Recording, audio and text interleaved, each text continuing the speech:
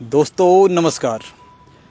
दोस्तों banner flex परसों चढ़ा था, आज उतर भी गया, उतर रहा है और आप मेरे पीछे देख सकते हैं। इसी तरह लोकतंत्र का जो महोत्सव है 26 जनवरी और 15 अगस्त आते हैं और चले जाते हैं, सवाल छोड़ जाते हैं पीछे जनता की समस्याओं से जुड़े अनेक, और वो सवाल आज़ादी के बाद से शुरू हुए थे, वो बढ़ते ही गए और बढ़ते ही जा रहे हैं और बढ़ते ही जाएंगे। तो ये आयोजन आते हैं जाते हैं, सत्ता सियासतें बदलती हैं, बनती हैं, बिगड़ती हैं, लेकिन सवाल पीछे छोड़ जाते हैं। जनता की समस्याओं के कई सवाल रह जाते हैं, पीछे छूट जाते हैं। तो सवाल ये भी उठता है इन तमाम सवालों के बीच कि क्या लोकतंत्र, आज़ादी, गणतंत्र, स्वतंत्रता के मतलब मायने कुछ आयोजनों, सम्मेलनों या बैनरों, स्लोगनों, नारों या फिर वादों इरादों तक ही सिमट के रह जाता है या उससे आगे भी बढ़ पाता है।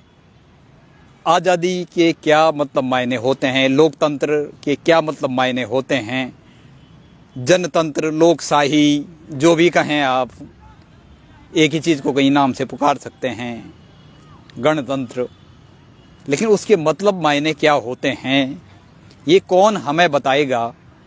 क्योंकि इसके मतलब मायने जहाँ तक हैं वो वही लोग जानते हैं जिन्होंने गुलामी की दौर देखा है, गुलामी की त्रासदियाँ झेली हैं, और उस पीढ़ी के बहुत कम मुट्ठी भर लोग अब हमारे बीच मौजूद हैं। तो सवाल ये भी उठता है कि आखिर जब वो लोग मौजूद नहीं हैं जिन्होंने गुलामी का दौर देखा है, सहा है, तो फिर कौन हमें ये बताएगा कि आज़ादी के मतलब मायने क्या होते हैं, लोकतंत्र और गणतंत्र के मतलब मायने क्या होते हैं? कौन हमें बताएगा और कौन ये समझेगा? और सवाल ये भी है इन तमाम सवालों के बीच कि वाकई में किसको आज़ादी मिली है, कैसी आज़ादी मिली है और आज़ादी के क्या मतलब मायने होते हैं? क्योंकि आज के दौर में जब हम आपसे बातचीत कर रहे हैं और इस समय जहाँ पे हम खड़े हैं वो है परेड ग्राउंड, इसको थोड़ा अच्छा बनाया गया है अब। तो ये एक ऐसी जगह है, यहाँ पे उत्तराखंड सरकार, परसों 26 जनवरी मनाया गया गणतंत्र दिवस, यहाँ पे उत्तराखंड सरकार शपथ ग्रहण समारोह भी यहीं पे होता है। तमाम राजनीतिक रैलियों का भी ये केंद्र रहा है और इसी स्थान पे शपथ ली जाती है लोकतंत्र की, संविधान की, और वादे इरादे भी, चुनावी सभाओं का भी आयोजन किया जाता है। इसी जगह पे नरेंद्र मोदी से लेकर राहुल गांधी से लेकर तमाम लोगों ने कई बार एक जनसभाएं, रैलियों का आयोजन किया है।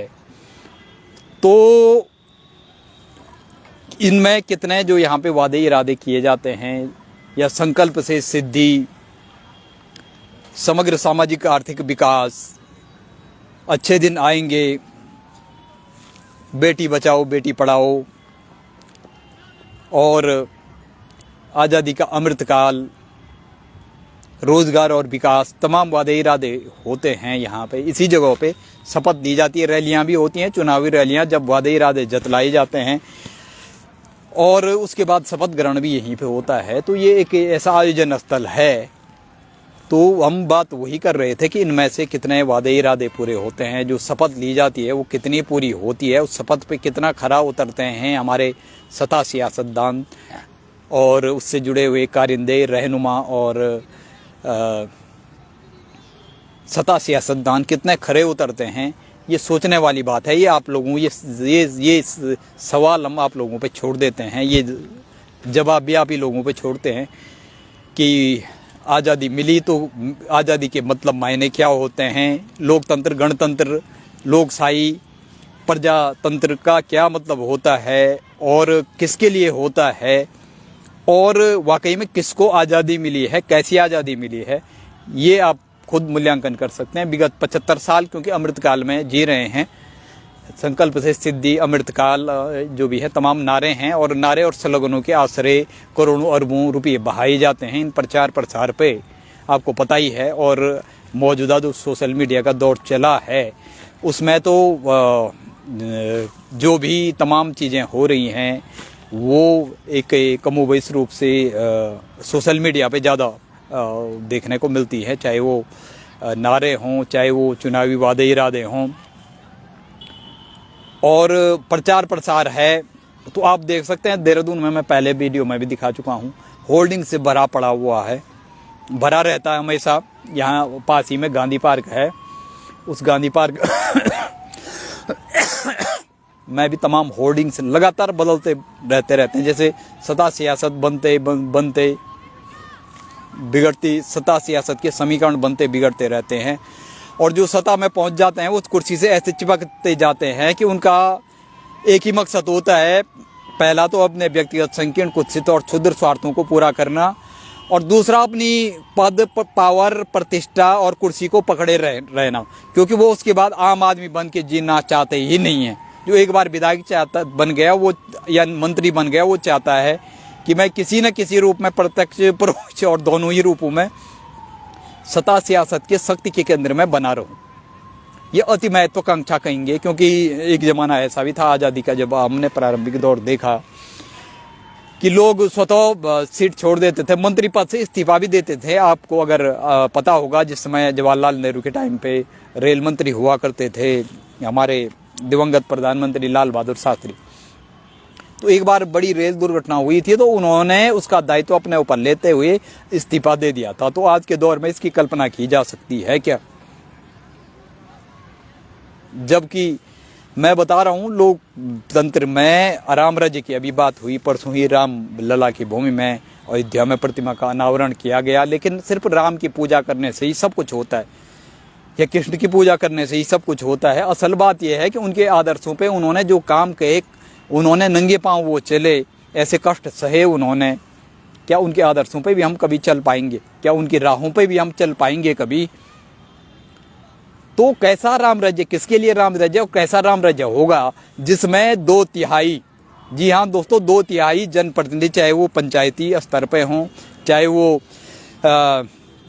राज्यसभा में हो, लोकसभा में हो, विधानसभा में हो, नगर निकायों में हो, 2/3 जनप्रतिनिधि, ये मैं नहीं कह रहा हूँ, मुझे मत बताइए, मुझे मत घसीटिए इसमें, मैं नहीं कह रहा हूँ। ये ADR एक संस्था है, वो हर साल अपनी रिपोर्ट देती है, तो ADR की जो रिपोर्ट है उसमें ये चीज़ें बताई गई हैं कि 2/3 जनप्रतिनिधि पूरे ऑल इंडिया लेवल पे ऐसे हैं जिन पे आपराधिक या भ्रष्टाचार के मामले हैं, और उनमें भी आधे तो ऐसे हैं, तकरीबन 30% लोग तो ऐसे हैं जिन पे गंभीर आपराधिक वारदातों के मामले हैं। तो ये प्रतिशत अगर आप आज़ादी के दौर में देखेंगे तो माफिया और जो गुंडे, बदमाश और भ्रष्टाचारी होते थे वो राजनीति में मुश्किल से 5-10% होते थे। उसके बाद एक और दौर आया 80 का दशक, उसमें माफिया और जो भ्रष्टाचारी और अपराधी गुंडे बदमाश होते थे, चमचे या जो भी दलाल हैं राजनीति के, तो वो पर्दे के पीछे से होते थे, वो फंडिंग करते थे या किसी को, कैंडिडेट को उठाते थे चुनाव में। लेकिन अब वो पर्दे से बाहर आ चुके हैं और वो खुद चुनाव लड़के, अब खुद चुनाव लड़के विधानसभाओं में, पंचायती चुनावों में, लोकसभा में, राज्यसभा में, नगर निकाय के चुनाव में जीत दर्ज कर रहे हैं और पहुंच रहे हैं। यानी अब प्रत्यक्ष परोक्ष नहीं, अब जो 2000 और 2010 के बाद तो ऐसी स्थितियां आई कि गुंडे, बदमाश, माफिया, खनन माफिया, वन माफिया, भर्ती माफिया, परीक्षा माफिया, भूमि माफिया, निर्माण माफिया, सभी माफिया खुद चुनाव लड़ने बैठ गए वो, और उन्होंने अब जो संविधान की ताकत थी वो भी, अपने राजनीतिक जो ताकतें दी गई थी संविधान में, वो भी अपने हाथों में ले ली है। और ये भी बड़ी बात है कि उनका वेतन देखो आप, जनप्रतिनिधियों का अगर आप देखें, विधानसभा में तकरीबन 3 लाख से ऊपर विधायक का, ऐसा अंगूठा छाप विधायक जिसकी कोई योग्यता ही नहीं है, जिसको न संविधान की धाराओं के बारे में पूछे, अनुच्छेदों के बारे में पूछें, संवैधानिक उपचारों के अधिकार के बारे में पूछे, नीति निर्देशक तत्वों के बारे में कहीं कुछ पता नहीं है, न उसको आईपीसी सीआरपीसी का पता, न उसको नैतिक कर्तव्य दायित्वों का पता। बस राजनीति एक, कहने का मतलब ये है कि अब स्थिति जनप्रतिनिधियों की वो आ चुकी है कि राजनीति का जो अपराधीकरण हुआ है या अपराधों का राजनीतिकरण जो हुआ है, या फिर कह सकते हैं कि राजनीति का माफियाकरण या माफियाओं की राजनीति कह सकते हैं आप इसको। तो अब क्या स्थिति ऐसे आ चुकी है कि अब जो हमारे जनप्रतिनिधि हैं, मंत्री संतरी हैं, वो राजनीति की चौकीदारी से राजनीति की दलाली पे उतरवाए हैं, और उनके नीचे भी जो है वो सारी राजनीति जो चल रही है, मैंने कहा ना ये बीजेपी ना कांग्रेस, इसको पर्दे के पीछे से कुछ माफिया दलाल और पर्दे के आगे से भी माफिया भ्रष्टाचारी पूंजीपति मिल के चला रहे हैं, और ये राजनीति की दलाली ही कहेंगे आप। ये लोकतंत्र का गला घोंटा जा रहा है। लोकतंत्र का समता न्याय जो होता है, समता न्याय निष्पक्षता, सत्य न्याय समता निष्पक्षता, समग्र समावेशी विकास, सतत विकास, इसकी जो मूल संकल्पना रही है, ये संकल्पना कहीं खो गई है, और राष्ट्रीय हितों पे, संगठनात्मक सामुदायिक हितों पे नेताओं के, मंत्री संतरों के व्यक्तिगत संकीर्ण, क्षुद्र, कुत्सित और निकृष्ट स्वार्थ संभवतः भारी पड़ रहे हैं, और ये भारी पड़ते रहेंगे, भारी पड़ रहे हैं। और राजनीति दो ही प्रकार का, एक बिजनेस बना दिया है इन्होंने, बिजनेस मॉडल बना दिया राजनीति को। ये उनको न तो जनहितों से न लोक हितों से कोई लेना देना है नहीं, न इनको प्रजातंत्र से न लोकतंत्र से लेना देना, न इनको राम से लेना देना, न इनको कृष्ण से लेना देना, न उनके आदर्शों से कोई लेना देना। इनको किसी न किसी प्रकार से सत्ता सियासत में बने रहना है। उसके लिए जो भी चाहे धार्मिक भावनाओं का फ़ायदा उठाया जाए, चाहे जैसे जिस रूप में जिस चीज़ का फ़ायदा उठाया जाए उनको उठाना, उस चीज़ों को आगे करना है, अपग्रेड करना है, उनको प्रमोट करना है। यही राजनीति का प्रिय सगल और राजनीति का खेल बन चुका है, या राजनीति का खेल रह चुका है। तो सवाल ये उठता है कि क्या सिर्फ कुछ आयोजनों, बैनरों, फ्लैक्सों, नारों, स्लोगनों और प्रचार प्रसार के जरिए ही, या वादे इरादों के, चुनावी वादे इरादों के जरिए ही आप राजनीति को साधते हैं या राजनीतिक हितों को पूरा कर लेते हैं, या क्या यहीं तक हमारा लोकतंत्र, हमारा जनतंत्र, हमारा लोकशाही, हमारा प्रजातंत्र, हमारा गणतंत्र सब कुछ सिमट के रह गया है? क्या स्थितियाँ ऐसी आ गई है? तो इस ऐसे में फिर राम राज्य की कल्पना कैसे की जाती है, और कैसा राम राज्य होगा? इसके बाद आप खुद अनुमान लगा सकते हैं कि इसके बाद कैसा राम राज्य आएगा, और उस राम राज्य का क्या हश्र करेंगे ये लोग, ये आप खुद इसका अनुमान लगा सकते हैं। तो आप देखिए, ये मैं आपको दिखा रहा था, ये ऐसे मेले सजते हैं यहाँ पे। वो आपने एक मेला मूवी भी देखी होगी कि फिर लगेगा मेला, फिर सजेगा मेला। तो ऐसे मेले महोत्सव यहाँ पे लोकतंत्र के भी और राष्ट्रीय पर्वों के रूप में भी लोकतंत्र के मेले महोत्सव यहाँ पे सजते रहते हैं, और सत्ताएं बदलती हैं, बनती हैं, बिगड़ती हैं, मंत्री संतरी बदलते हैं, अब बदल भी नहीं रहे। अब सवाल ये है कि अब ठप्पा लगा दिया है मोदी के नाम पे, जो बन गया वो 4 बार तो जरूर विधायक रहेगा, जरूर विधायक बनेगा, जब तक उसने 100 पीढ़ियों तक अपने पैसे, पूंजी, प्रॉपर्टी बना के नहीं रखी। इनका धर्म, राजनीति 2 प्रकार का खेल, जो एक तरफ से पैसा लगाओ, इसमें जो माफियाओं, दलालों और भ्रष्टाचारियों का पैसा होता है वो इसमें लगाओ, और उसके बाद उससे 200 गुणे वापस करो। ऊपर से सरकारी वेतन है ही, इनकी जिम्मेदारी कोई ड्यूटी नहीं है, जैसे सरकारी कर्मचारियों की ड्यूटी होती है 10 बजे से 4 बजे तक। इनकी कोई ड्यूटी नहीं है, इनकी एक ही ड्यूटी है, मनचाही ड्यूटी, मनमौजी। कभी मन में आए तो सत्रों, जो संसद के हो गए या फिर विधानसभाओं के सत्र में चले गए, नहीं तो अपने पड़े हुए हैं मज़े में। और सैर सपाटे का मन आया तो उद्घाटनों के नाम पे कभी कुमाऊं घूमे, कभी 4 धाम घूमे, कहीं कभी घूमे। बस यहीं तक सिमट के इनकी राजनीति रह गई है। और एक बार पैसे खर्च करो राजनीति में, मटन चिकन दारू बांटो, उसके बाद जय श्री राम के नारे भी लगाओ, चुनाव जीतो, उसके बाद करोड़ों अरबों कमाओ, उससे 100 गुना 200 गुना कमाओ। ऊपर से इनका 3.25 लाख रुपये वेतन है ही, प्रत्येक विधायक पर 22 लाख रुपये प्रत्येक महीने खर्चा होता ही है। सांसद पे तकरीबन 28-30 लाख रुपये प्रत्येक महीने खर्च होता है।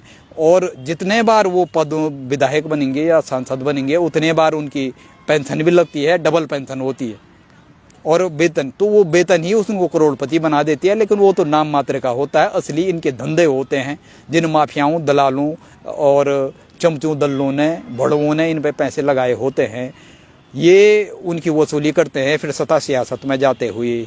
और मैं एक निर्माण माफिया की भी बात कर रहा था। निर्माण माफिया और भूमि माफिया इस देहरादून में इस बहुत ज़्यादा सक्रिय हैं। वो क्या करते हैं कि यहाँ पे भूमियों का खनन मनन, सत्ता सियासत, राजनीतिक संरक्षण और सरपरस्ती में कुछ जो प्रॉपर्टी डीलर हैं उन्होंने अवैध कब्जे कर रखे हैं लोगों की ज़मीनों पे भी और सरकारी ज़मीनों। उनको कोई कुछ बोलता नहीं है, क्योंकि चुनाव लड़ने के लिए पैसे चाहिए और व्यक्तिगत पैसे भी चाहिए विधायक और मंत्रियों को। व्यक्तिगत अपनी घर की संपत्ति और अपने 7 पीढ़ियों 100 पीढ़ियों के लिए भी पैसे चाहिए और चुनाव लड़ने के लिए भी पैसे चाहिए। तो ये पैसे भूमि माफिया, खनन माफियाओं से भी आते हैं। यहाँ पे एक निर्माण माफिया भी सक्रिय हुआ है, चाहे वो डैम परियोजनाएं हैं, 4 धाम परियोजनाएं हैं, स्मार्ट सिटी की परियोजना, वो इनके चहेते ठेकेदारों को दी जाती हैं, कॉन्ट्रैक्टर को दी जाती हैं। और वो ऐसे निर्माण करते हैं कि वो शुरू में तो बढ़िया लगता है, लेकिन 3 महीने 6 महीने में रोडें उखड़ जाती हैं, निर्माण कार्य खत्म हो जाते हैं, फिर टेंडर पड़ते हैं, टेंडर पे टेंडर। जैसे आपने सनी देओल की मूवी देखी होगी, तारीख पे तारीख, तारीख पे तारीख, वैसे इनके टेंडर पे टेंडर पड़ते रहते हैं।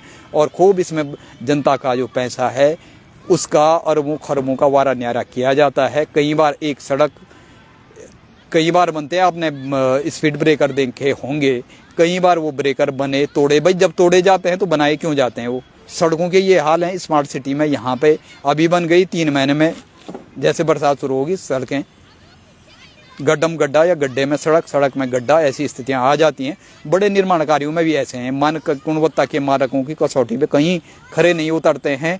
वो सिर्फ माफियाओं की, राजनेताओं की और पूंजीपतियों की, प्रभावशाली लोगों की तथाकथित और इन गुंडे बदमाशों की जेबें भरती हैं। और इन्हीं के लिए ये लोकतंत्र है। इन्होंने लोकतंत्र का गला घोंटा, संविधान का गला घोंटा, नैतिकता का गला घोंटा। न इनको संविधान से लेना देना, न इनको लोकतंत्र से लेना देना, न गणतंत्र, न इनको कोई इनका नैतिक उत्तरदायित्व। इनकी आत्मा भी इनको नहीं कचोटती है, बिल्कुल नहीं। इन्होंने ये धंधा बना दिया है राजनीति का। तो सवाल ये उठता है कि किसका लोकतंत्र, कैसा लोकतंत्र? आज़ादी क्या वाकई में हमें आज़ादी मिली है? ये मैं नहीं कह रहा हूँ। अब आप दुनिया भर की तमाम रिपोर्ट है और इंडेक्स जो बनते हैं उसमें भारत की स्थिति देखिए कितनी बद से बदतर होती जा रही है। पर्यावरण हो, क्लाइमेट चेंज हो, या गरीबी हो, या फिर भुखमरी हो, कुपोषण हो, मिलावटी जमाखोरी हो, कालाबाजारी हो, मिलावटखोरी हो, सब में भारत अव्वल दर्जे, भ्रष्टाचार में भारत अव्वल दर्जे के देशों में शामिल है। विश्व प्रेस सूचकांक में भारत को बिल्कुल खराब देशों की स्थिति में डाल दिया गया है। अब ये बोलते हैं कि पश्चिमी देश हमारे प्रति दुर्भावना रखते हैं। क्या सारी रिपोर्टें गलत होती हैं? तकरीबन 150 रिपोर्टें प्रत्येक साल निकलती हैं, चाहे वो संयुक्त राष्ट्र संघ और उसके विंग्स हों, चाहे वो वर्ल्ड इकोनॉमिक फोरम हो, और तमाम अन्य चीज़ें भी। वो वर्ल्ड रैंकिंग निकालती हैं, रिपोर्ट निकालती हैं। तो सभी के सभी को एक सिरे से खारिज हम कैसे कर सकते हैं? तो ठीक है, ये अब आपको सोचना है, आप कैसा लोकतंत्र चाहते हैं, क्यों वोट देते हैं आप, कैसा वोट देते हैं, कैसा जनतंत्र लोकतंत्र चाहते हैं आप, और क्या सत्य, न्याय, समता और निष्पक्षता पर आधारित लोकतंत्र की स्थापना हो पाई है अभी? क्या राम राज्य वाकई में आएगा इन हालातों में, जबकि सत्ता में 30% गंभीर अपराधी जनप्रतिनिधि बन के जा चुके हैं और उन्होंने कॉरपोरेट लॉबी से मिलके इस देश के जल, जंगल, ज़मीन तो ख़त्म कर ही दिया है। सरकारी नौकरियों को भी इन्होंने कौड़ियों के भाव लोगों को बेच दिया है। जो चंद सिक्कों पे, चंद रुपयों पे बिकने वाले लोगों को आप जनप्रतिनिधि बना के भेजते हो। तो ऐसे में ये राम राज्य होगा या रावण राज्य होगा? या रावण में भी कुछ आदर्श थे, ये तो न राम राज्य है न रावण राज्य है। ये तो पता नहीं किस प्रकार का राज्य है, कैसा राज्य है और कैसा लोकतंत्र है, ये आपको सोचना है। तो फिर से इस परेड ग्राउंड से ये बैनर चढ़े थे, उतर रहे हैं। मंच पंडाल सजा था परसों 26 जनवरी को मेला, और उधर अयोध्या में भी मेला सजा था। राम नाम की गूंज है, राम राज्य आएगा, पहले अच्छे दिन आएंगे, अच्छे दिन के बाद हुआ कि मोदी है तो मुमकिन है, फिर अब है मोदी की गारंटी है, मोदी की गारंटी के बाद राम राज्य की गारंटी है। और मोदी तो अपने आप में जैसे भी हैं लोग, जनता उनको जानती है, मानती है, लेकिन उनके पीछे जो चमचे दल्ले बड़ुओं की भीड़ खड़ी हो गई है, और भाजपा में जितने अपराधियों की भीड़ खड़ी हो चुकी है, तो उससे ये लगता है कि न ये देश भाजपा ने चलाया न कांग्रेस ने चलाया। और न क्षेत्रीय दलों ने इस ये माफिया, दल्ले, चमचे, भड़वे और उसके अलावा जो ये इनके पूंजीपतियों से जो संबंध है, उन्होंने इस देश को, इस सुंदर से देश को, जो विविधतापूर्ण दुनिया में सबसे सुंदर देश है प्राकृतिक और भौगोलिक रूप, इस देश के जल, जंगल, जमीन, पर्यावरण और आम आदमी के हितों के कुठाराघात करने और छल छलावा करने में कोई कसर नहीं छोड़ी है। तो बहरहाल आप लोगों को सोचना है कि हम किस दिशा में जा रहे हैं, क्या होगा आने वाले 20-30 सालों में, क्या हालात होंगे देश के, सत्ता सियासत के, आम आदमी के, ये आपको सोचना है। क्योंकि आप वोट देते हैं और लोकतंत्र की वाहवाही सुनते हैं, आप बड़े बड़े बैनर देखते हैं जिनमें करोड़ों अरबों का खर्चा किया जाता है। इतना खर्चा जो बैनरों पे प्रचार प्रसार पे अरबों खरबों किया, उसको अगर जनहितों के लिए, पर्यावरण हितों के लिए खर्च किया जाता तो स्थितियाँ कुछ, परिस्थितियाँ कुछ दूसरी होती। तो बहरहाल आप सभी लोगों का हमसे जुड़ने के लिए बहुत बहुत शुक्रिया, बहुत बहुत धन्यवाद। और आप सभी लोगों की प्रतिक्रियाओं का हमें लगा इंतजार रहता है, और एक और मुकाम के साथ और एक और मुद्दे के साथ आप सभी लोगों से रूबरू होंगे। आप सभी का हमसे जुड़ने के लिए बहुत बहुत शुक्रिया, बहुत बहुत धन्यवाद। नमस्कार।